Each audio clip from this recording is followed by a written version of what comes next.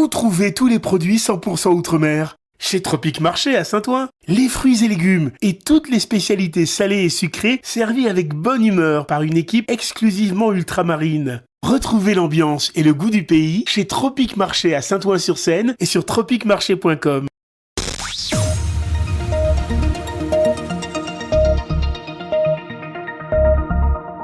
On News Radio, flash spécial, Maurice Cessé. Coupure d'électricité générale en Guadeloupe. L'État a pris des mesures immédiates, notamment de réquisition préfectorale, en permettant ces dernières heures la remise en fonction progressive du réseau sur le territoire. Le préfet a par ailleurs annoncé la mise en place de couvre-feu général sur l'ensemble du territoire de la Guadeloupe jusqu'à 6 heures du matin, heure locale. Cette nuit, Sagui Lefort a fait un point de la situation sur ce blackout électrique en Guadeloupe. Nous l'écoutons. Monsieur le préfet, vous sortez du COD.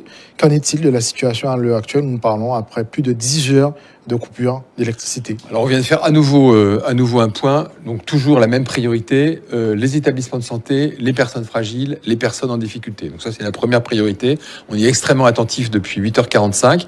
Donc par exemple, une des premières priorités, c'est ce soir d'assurer que les groupes électrogènes, donc vous savez que les établissements hospitaliers fonctionnent sur groupe électrogène, donc il n'y a pas eu de difficulté dans la journée. Bon, il faut s'assurer maintenant que les groupes électrogènes seront à nouveau alimentés, qu'on ne risque pas d'avoir de rupture sur ces groupes ou de rupture d'alimentation. Ça, c'est la priorité. C'est le cas. On y a travaillé. On vient d'y travailler avec les équipes, notamment de l'ARS, de la SARA, etc. Donc ça, c'est le premier point. Deuxième point important.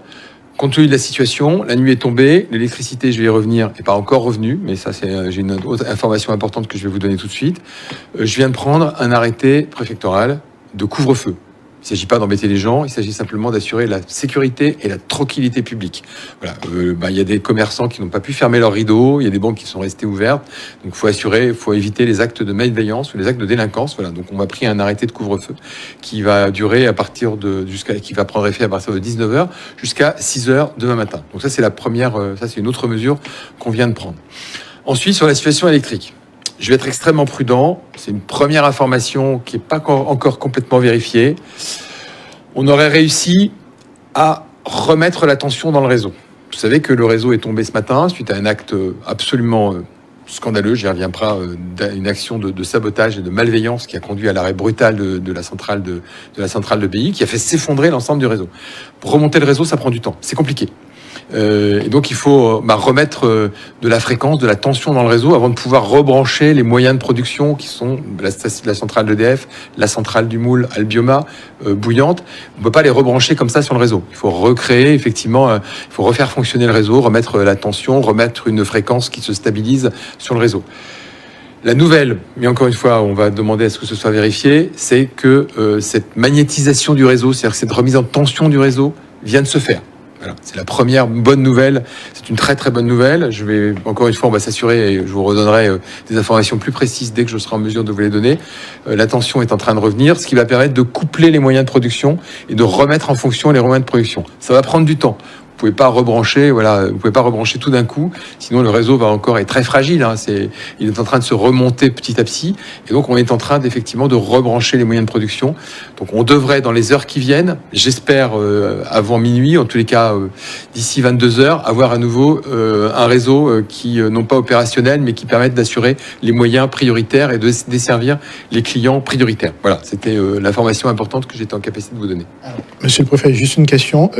Est-ce que justement c'est pas un exercice, mais cette crise que nous subissons aujourd'hui ne nous montre pas également la limite de nos moyens, puisqu'on voit que justement le fait qu'il y ait eu ce blackout ce matin, bien que vous avez dit que ce sont des actes de sabotage, est-ce que si demain on vient justement avoir une crise majeure, mauvais temps ou peu importe, est-ce que justement nous sommes prêts à affronter justement cet événement?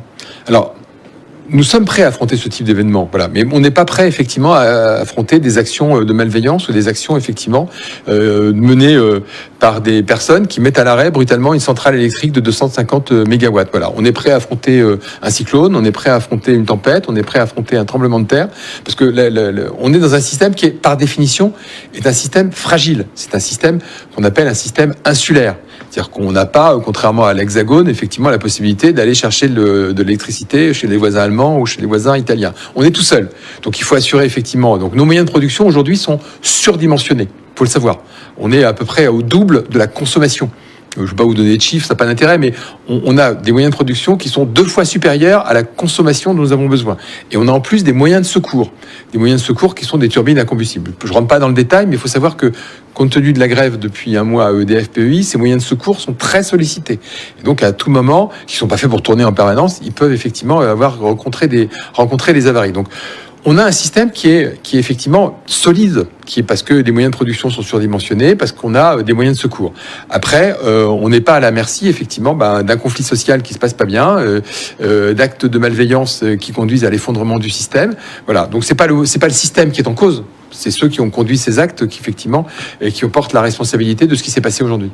Ce matin, vous avez également, une dernière question, vous avez pris un arrêté afin de prendre des réquisitions concernant le personnel. Quelles sont les conséquences justement, puisque vous avez parlé d'actes très graves. C'est une première pour un préfet de prendre des mesures aussi strictes. Alors, quelles sont les conséquences Alors, c'est un acte qui est absolument pas anodin. C'est un acte lourd, c'est un acte rare, c'est un acte grave de prendre des réquisitions. Prendre des réquisitions, ça veut dire effectivement que sous le risque pénal qu'encourent ceux qui ne respecteraient pas ces réquisitions, je demande l'ordre à quelqu'un d'aller travailler et d'exercer un certain nombre de tâches sous la responsabilité de son employeur. C'est pas un acte qui se prend à la légère. D'abord parce que il y a un principe constitutionnel qui est le droit de grève. Donc c'est une entrave au droit de grève. Quelqu'un qui est gréviste et à qui vous dites vous allez travailler, le préfet est aussi garant du droit de grève. Donc il prend un acte effectivement de restriction du droit de grève et de restriction des libertés publiques. Donc c'est un acte qui était très très important, qui se prend pas parce que la question m'a été posée. Pourquoi vous l'avez pas fait lundi? Pourquoi vous l'avez pas fait la semaine dernière, etc. Parce que c'est un acte qui ne se prend que si on est face à un trouble grave à l'ordre public. Sinon, ce serait une action de fait, une action tout à fait autoritaire et non républicaine du préfet qui déciderait qu'on fait travailler Monsieur Untel et qu'on va le chercher chez lui pour l'emmener sur son lieu de travail. Vous voyez bien que c'est un acte d'une gravité qui suppose qu'il y ait un trouble grave à l'ordre public, et donc il ne pouvait pas être pris de façon préventive ou par anticipation. Voilà, il peut être pris pour rétablir une situation de crise, remédier à un trouble à l'ordre public. Donc c'est pour ça, effectivement, face à cette situation, il était nécessaire de prendre ces réquisitions.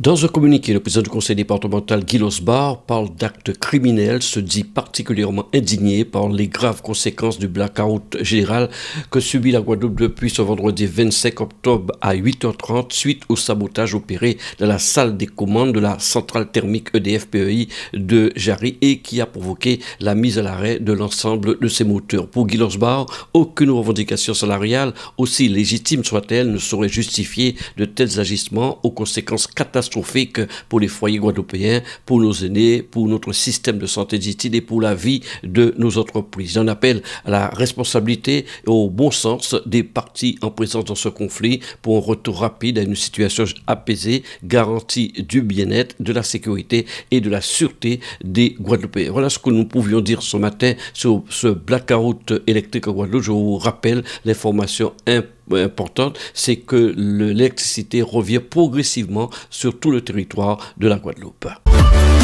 ONews Radio sur outremernews.fr.